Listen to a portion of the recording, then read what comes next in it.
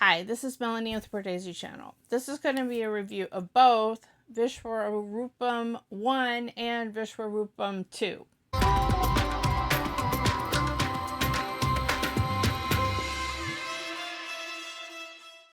I watched Vishwaroopam 1 late last week in anticipation because I heard I better see the first one before I see the second one. And I'm so glad that I did, because if you hadn't seen the first one, I think you'd be really lost in the second one.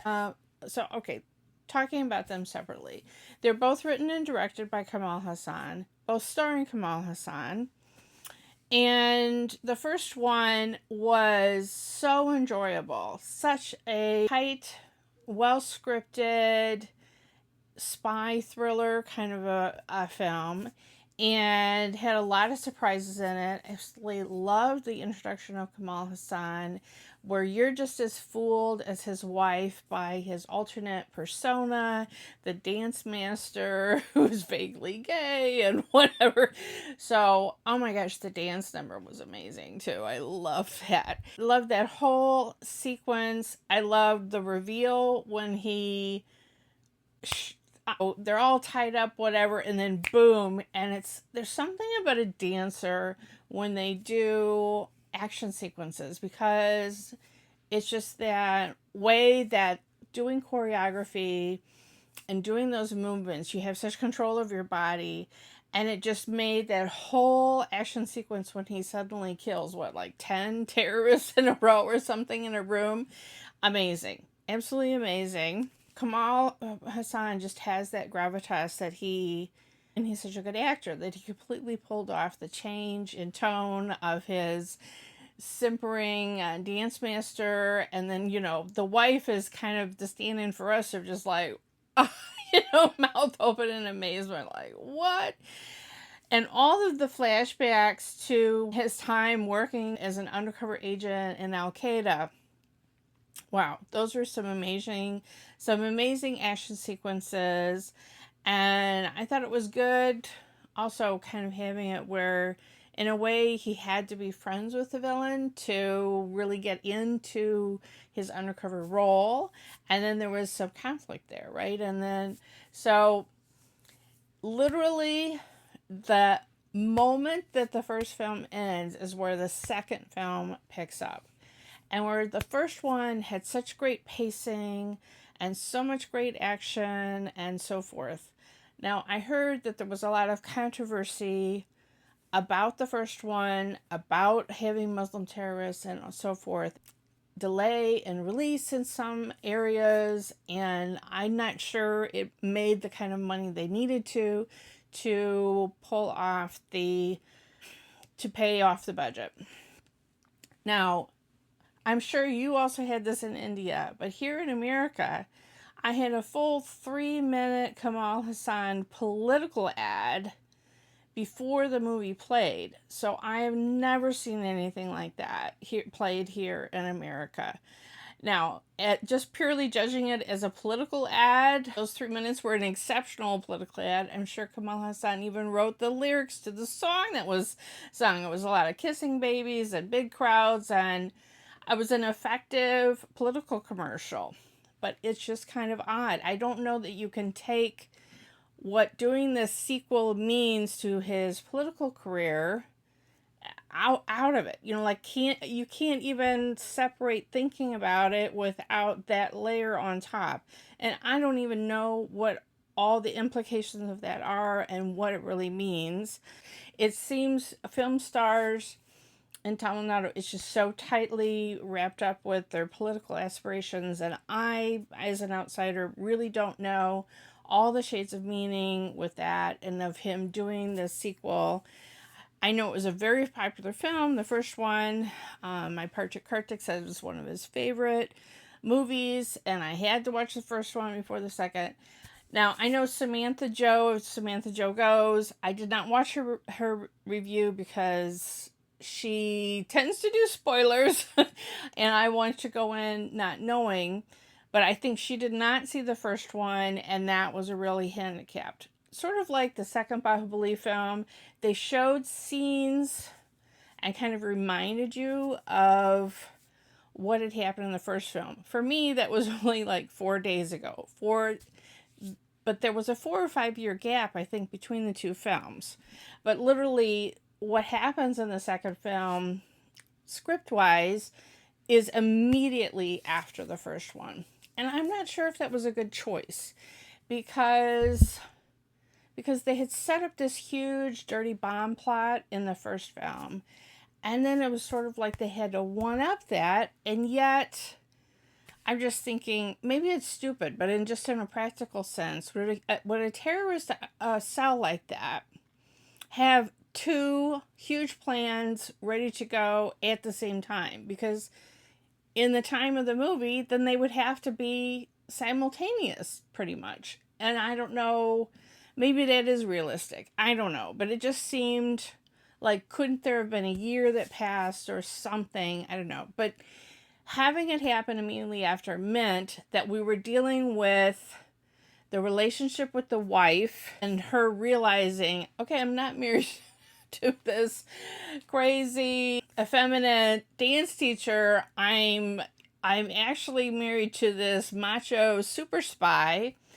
And I thought it was very tastefully done how their relationship went in the second movie. And I mean, she was kind of just there to react and scream some in the first one.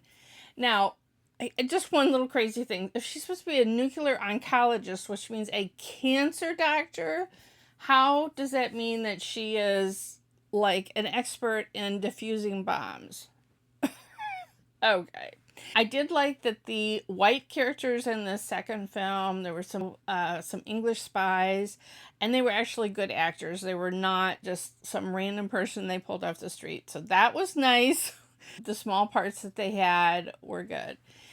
I just didn't feel like this second film had the tight pacing that the first one did. It kind of lagged in the middle, like I was literally looking at my watch in the middle section.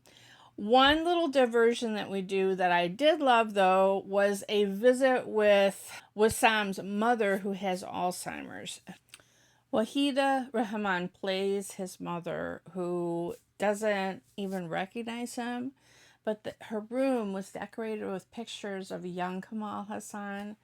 What a lovely touch. I mean, I loved that scene. And so much of the flashbacks are of him having remembrances of the past. We get a little bit more fleshed out of the flashbacks from Afghanistan, and some of the things that we thought we might, guessed had happened, they explicitly showed us. But this touching scene where then that was one of the few musical numbers in the film, and how it showed this relationship with his mother and how they danced together when he was a little boy. I absolutely adored that sequence, and I adored Wahida Rahman's performance as his mother. She was wonderful. I did like Pooja Kumar actually better in this second film than the first film. And I just loved kind of the romance that she had going of discovering that her husband was a different person than what she thought. Not that she was bad in the first one, I just thought she was second. Andrea Jeremiah had a bigger role here in this second film as Kamal Haasan's spy partner.